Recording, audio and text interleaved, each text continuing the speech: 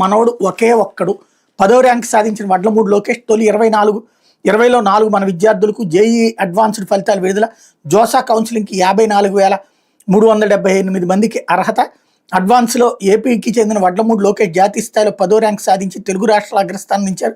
కొన్నేళ్లుగా తొలి 10 ర్యాంకుల్లో 3 నుంచి 6 వరకు ఏపీ తెలంగాణ విద్యార్థులు సాధిస్తుండగా ఈసారి ఒక్కరు మాత్రం ఉండడం గమనార్హం. ఆ తర్వాత ధర్మాన జ్ఞాన రుత్విక్ సాయి 18వ ర్యాంకు, వంగల అజయ్ రెడ్డి 19, అవనగంటి అనిరుద్ధ్ రెడ్డి 20 ర్యాంకు సొంతం చేసుకున్నారు. దీంతో టాప్ 20లో అనిరుద్ధ్ రెడ్డి 20వ ర్యాంకు 4 తెలుగు విద్యార్థులకు చోటు లభించింది. 19వ ర్యాంకు వంగల అంజయ్ రెడ్డి ఈడబ్ల్యూఎస్ కేటగిరీలో జాతీయ స్థాయిలో మొదటి స్థానం దక్కించుకున్నారన్నటువంటి వార్తని హైలైట్ చేసుకొచ్చారు. మన కార్పొరేట్ విద్యా సంస్థలు ఇబ్బంది పడుతున్నట్టునే, సరిగ్గా చదివించలేకపోతున్నట్టునే, బట్టీలు పట్టించలేకపోతున్నట్టునే. ఉపాధ్యాయులకి 4,000కు పైగా పదోన్నతులు, 1,373 మంది సబ్జెక్ట్ టీచర్లకు హెచ్ఎం గ్రేడ్ 2, ఎస్ఏ హెచ్ఎంలుగా 3,382 మంది ఎస్జీటీలు.